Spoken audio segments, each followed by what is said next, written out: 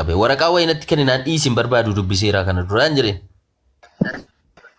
Inuma fudhatta malee maalidhaa ennaa waa'ee gooftaatee dheekee isinan dubbisaan jedheen. Natti lallabuu jalqabe na dhiisi bannaati dadhabeera baqqaa nagaan jedheen. Dubbiseeraa macaafa qulqulluutti baattu kanas na dhiisi. Indidi. Indi. Namicha warraa jiree misoomaan jira dadhabeera. Ammatu gooftaa fudhattutti sirraa deemaan jiru. Gooftaa isa kam? Gooftaa fayyisaa lubbuu kee. Fayyisaa kee minaamin naan jedheen naani. Maala tokko raanchiidhaan deemtaa jalqabaatti hin fayyitu ana fayyisuu keetiin duratti hin jedhe. Kanuma.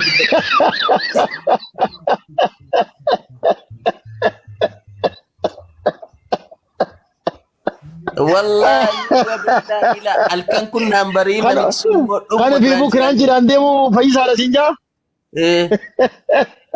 Isa sana amma amantii keenya xiqqeessite amantii keenyatti duulte minaamin jibba amantii keenya irraa qabda wanti sun reaalitiidha waan lafarra jiru waan naqunname dhuguma immoo jedheeraan kanas namichi kiraanchiidhaan deemus dhugaadha jennaani kan inni fayyii jedhe lubbuu keetii kan foon koo asirratti hin fayyimne lubbuu koo maaltu naa fayyisaan jedheenan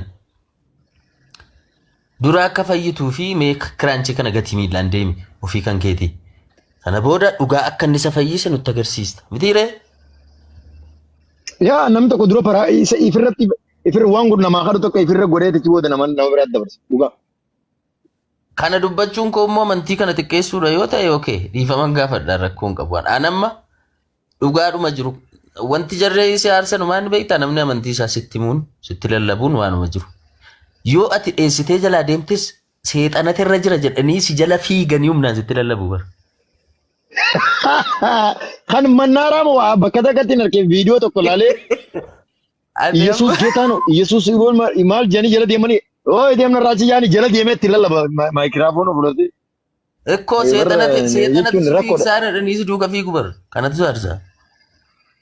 Amantaan yaadachiisii jetti malee amantaan musliimaa amma fadakir yaadachiisi.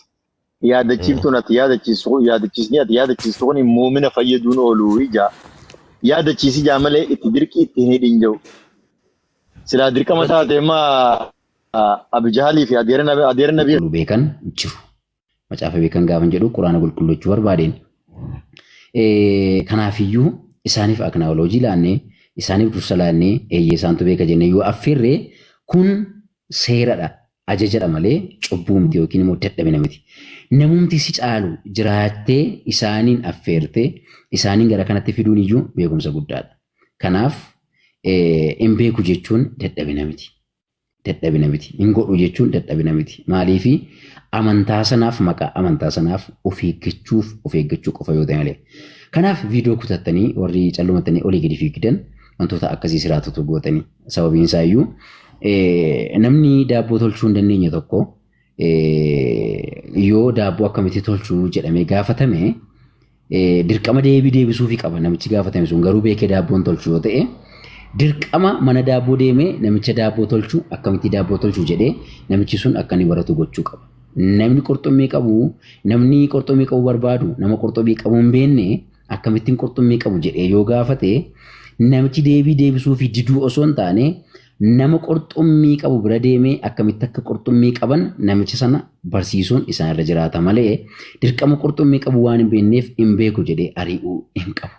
Kanaafiyyuu kaleessaa dubbisi gaafa jedhamu hin dubbisu waan hin jedhe qofaaf namoonni viidiyoo ishee kana fudhattanii olii gadi fiigaa jirtan yoo jiraattanii waldhaalummaa keessan na harka jira.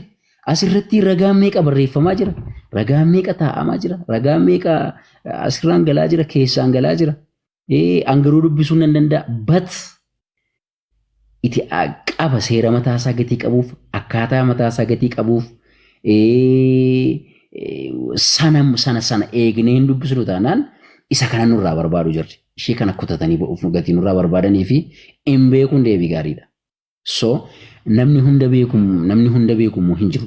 Waaqa kan hunda beeku. Waaqayyo qofaadha kan hunda beeku. Isin galee. Kanaaf hin beeku jechuun amantiin islaamaa maal akka ta'e hin beeku jechuu osoo hin taane islaamummaa maal akka ta'e hin beeku osoo hin taane dhugaan islaamummaa keessa jiru hin beeku osoo maal dhukeen isin irraa kaasaa jira miti. Namoonni jira teessa hin hordoftan namoonni biroon dhukeen isin irraa kaasaa jira miti. Feesbuukii jala galaa dhagaa. TikTokii jala viidiyoo naqa. Dhugaa rabbi maal jechuu barbaadeni hin beekuun beekumsa. Akkam beekne beekuun beekumsa jabaadha. So maal jechuu barbaadeni dogoggora namaa barbaadurraa ati maal beektan abarsiisi ani san beekuu sin barsiisaa jedhanii wal duukaa mari'achuun wanta guddaadha jechuun barbaada. Kanarraan kan hafe akkaan tuutaatti nama laaltanii warri nama ulee qabatanii nama duukaa fiigdan of tasgabbeessaa jechuun barbaada. Ani furiiman jira.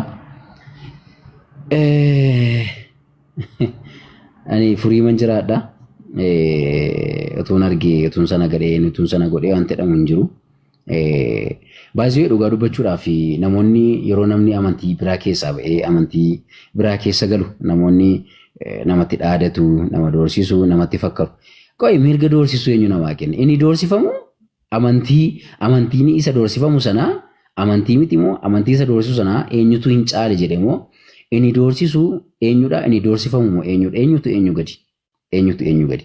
Ani illee waa'ee amantii kootiif yoomiyyuu laphee dhiibee ija baasee nama kamitti dubbachuu hin danda'a malee nama baqatu miti. Laphee dhiibee eenyutti iyyuu dubbachuu hin danda'a. Kanaaf amantii kana qabatte amantii kana ol kaafte amantii nama takka tuqee hin beeku amman laayivii irra galu amman viidiyoo hojjedhu amman dubbadhu dubatti takka amantii nama maqaa dhahee hin beekun.